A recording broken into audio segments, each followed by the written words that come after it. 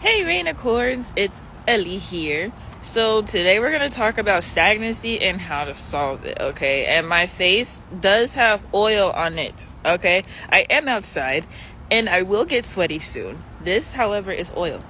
So when people talk about like achieving goals and all this stuff, I actually had a tough time realizing that people enjoy talking about their goals and aspirations more than they enjoy the process. And the process is boring. The process is ass, okay? And that's coming from somebody who is, you can now pre-order my second published book, okay? Because I did publish a book previously. I have an online business. I have written ebooks. I have a course. Like, doing this stuff, boring. Hot Dog Rodriguez, what's up? Peace, God. So, it's boring to do the process, but it's exciting to talk about the process. Oh, because this is a big thing nowadays, right? Oh, I'm going to be a billionaire. Ooh, I'm going to be a multimillionaire. People love to say those things out loud. Oh, because, we got the QBDG movement going on. I'm going to be a quadrillionaire. When I say that, me personally, I know for a fact it's going to be boring in the meantime. It's going to mean that, of course, time is going to take some time. At the same time, it's also going to take a different level of resources than I'm attuned to, than I'm used to. I know how to access the resources for millionaire status. I know how to access resources for six-figure status. I know how to access those things. Quadrillionaire, I don't know nothing about that. I know some six-figure earners. I know some millionaires. I think I may know some multimillionaires that are just like keeping that a secret. So if I really wanted to dig deep into that, I could seek out those people and be a mentee under them and figure certain things out. I don't know no quadrillionaires. I don't know a billionaire. I don't know a trillionaire. So there's a lot of things that I'm going to have to figure out by myself until I can reach a level to achieve those things. Now, when it comes to people who are saying certain things along the lines of, I want to make, and this isn't just money based, but a lot of times we come from a business perspective or a financial perspective when it comes to achieving goals. So let's say someone says that they want to write a book. Let's say someone says they want to produce an album. They want to be a YouTuber. They want to be some sort of content creator. Those are all great goals in an artistic form. A digital artist. They want to use AI and they want to have the biggest animation series that there is on the internet for a while. Okay, those all sound great. Maybe someone is a great artist. They know how to get song after song after song out. They know how to get album after album out. That person just draws and draws and draws. They have really, really good sketches all day. Someone is able to talk about fashion. They just love making clothes, and every time you go to their house, it's just fabric sitting on top of each other. Oh, I just made that outfit last week. I made that outfit last week. They crochet. They use yarn. They knit. And they just got outfits just stacked up. But they're not good at marketing. They're not good at sales. They're not good at networking. You'll be like, there's a pop-up shop opportunity that's coming up in 3 weeks. Do you want to reserve a spot? They'll have the money. That'll be a great inspiration for them to put a down payment on. That's an investment. That's an ROI. Say the spot costs like $70 for them to secure their spot at a pop-up shop. And they have enough merchandise to make $300, $500, $1,000.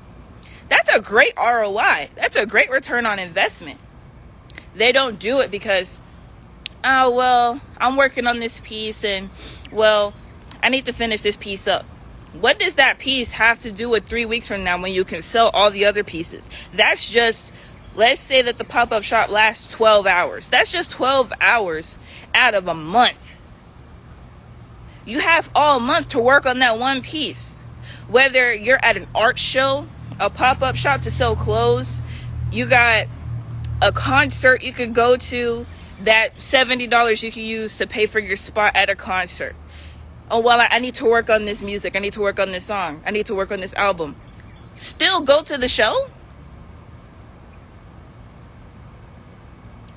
Oh, well, I'm working on this book. I just, I need to focus on my writing, and I can't really focus on like publishing right now. Publishing only costs so much. For myself, I paid around like $200 for publishing, and then another set of money to actually get the books printed and stuff like that.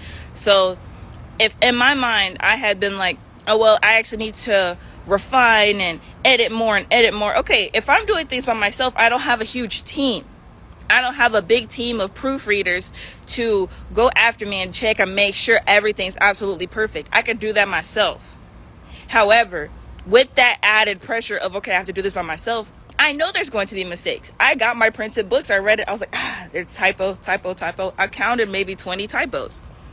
The reader is not going to care that much. The listener of the song is not going to care that much. The person who buys the garment, if there's like a hem, like a couple of threads messed up, they're not going to care that much. They may notice it, but they'll be like, this still look bomb. I'm gonna still got some cute pictures on the gram. You know what I'm saying? Like, they won't care.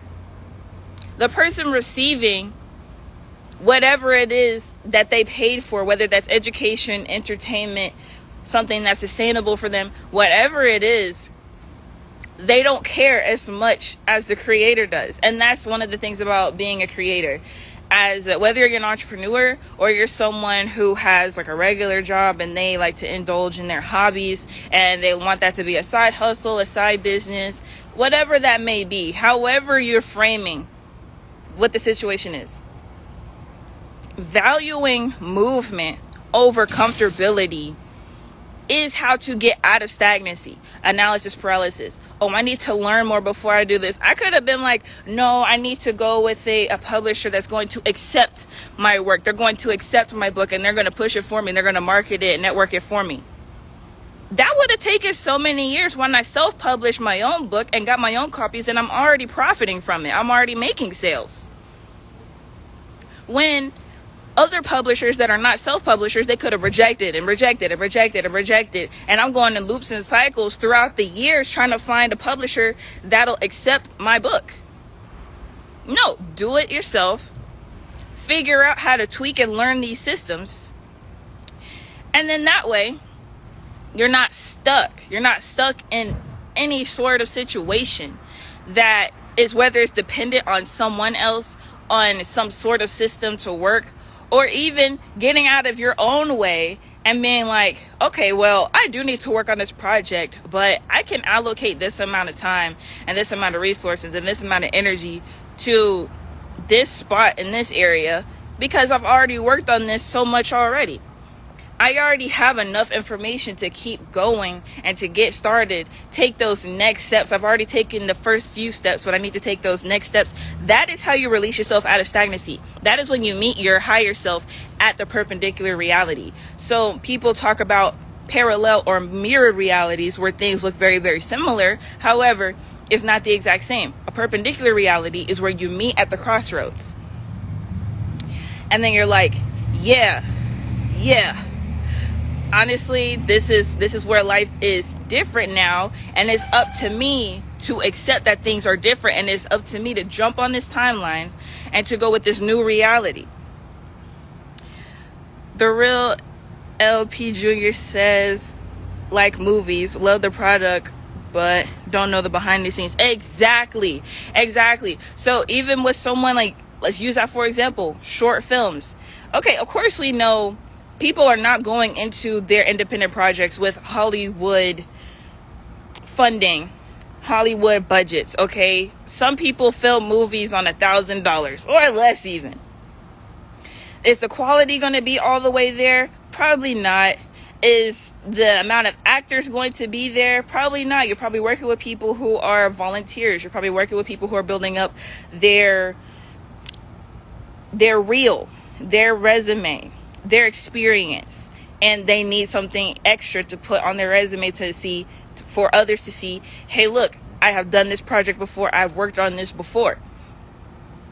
So certain things may not be as up to par as you would like. However, getting that out there and then working on the next project. And then people forget too, you can always refine things. You can always do better. If you release a song and it's like, well, that wasn't the best quality, I want to do it better. Okay, well, if you release your stuff on SoundCloud, on Bandcamp, on YouTube, okay, if you put your stuff on mainstream streaming platforms, as soon as you do it, that may be a little more difficult, but you still could work with that. That could be the initial project, and then you can refine the song and put it on mainstream platforms, or re-put it on mainstream platforms, and it could be refined or 2.0 or just better version of it, whatever, however you want to name it. And that's how you get out of stagnancy. It's okay to mess up. It's okay to experiment. It's okay to be in public messing up. That is okay. You don't have to care about getting over embarrassment as well. Embarrassment is a really, really big thing that a lot of people have. Oh, well, if I mess up, I'll be embarrassed. Everybody messes up. Everybody gets embarrassed. You wouldn't have your great ones without them being embarrassed to some sort of extent. Everyone has to go through, when people hear things like initiation ritual, it's not always, oh, we got to get this dead animal and do this blood ritual. We got to light these candles, and then we have to send this situation into their life. We have to do this, we have to do that, and we have to do that. Sometimes it's not that extreme. Sometimes it's just you embarrassing yourself and looking silly for a little while. That's an initiation ritual. That's a humiliation ritual. Everyone has to go through their own form of a humiliation ritual before they achieve greatness. Why do you think that some of the most greatest, well-known, most talented, most rich people have the most tragic backstories? They didn't get to choose their humiliation ritual. Some people are born from families that deal with each other romantically. It's nasty, but that's just what it is. Some people are born into families that, of course, we all know about the poverty story where they, rags to riches, they made something out of nothing. And it's something we've heard time and time again. That's still humiliation because they didn't have the resources necessary growing up for them to enjoy their childhood. You have people who have these beliefs that they grow older and they realize, oh, I don't even believe in that. This is just something that I was groomed, conditioned into being indoctrinated into. I don't even believe in this for real. This is something that I actually oppose. So having to go through that transition of potentially being ostracized from the people who originally shared their same beliefs from a previous time. And because their beliefs are so strong, they can no longer associate with that person. So that is social humiliation. That is repulsion, feeling other people be disgusted by you. That's a humiliation ritual. Getting out of stagnancy and being stuck in the same place, the same patterns, and the same essentially loops of reality. And going into, it doesn't have to be this amassed greatness thing. I see it as this: someone desiring to make six figures, okay, 200 to 300K a year. I feel like that's a satisfactory and very grandiose lifestyle, because a lot of people, when you actually study finance and you study things that people have experience talking about, they say it all the time. There's not much different from making that aspect of six figures and $500,000. So do you really need $1 million to be happy in your life, or do you just want to get out of the situation that you're currently in? Of course, like I said, aspirations to do the whole quadrillionaire thing. Is that going to happen tomorrow? No, the fuck it's not. It's not at all. And I'm not upset about that. That's not me cursing myself either. Look at the realistic aspect of life. Even if an opportunity was to knock on my door tomorrow and be like, here is a $1,000,000,000 opportunity, or we like this situation that you're doing, saying, contributing to, whatever. Here is the backing to make that happen. The money would still not be in my account solidified tomorrow. That's just not how it works because of the systems. That's what I mean. Because of the systems. Now, if someone wanted to drop a quadrillion Bitcoin, that's a different story. Different story. I'm talking about American dollars though, because that's the society we live in currently. When we get into the crypto blockchain stuff, that's a different reality. So again, perpendicular reality. We now live in an era where stuff like that is possible. That is another thing. After the shifts have happened over the past few years, people have forgotten that we actually do live in a new reality. We all genuinely do live in an entirely different reality than we did 10 years ago. Realizing that and being at peace with that versus whatever sort of discord is going on mentally with people, that's been the issue. People don't realize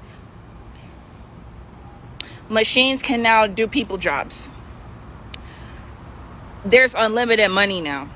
There's a new form of internet. You can live in nature while enjoying technology. There's not an either or anymore. You can go outside and breathe and commune with nature while also with, like, not necessarily tolerance, but you get what I mean, where you're pacing yourself with your technology. You can enjoy Mother Nature while also enjoying the fruit of man's hands. Education has always been free.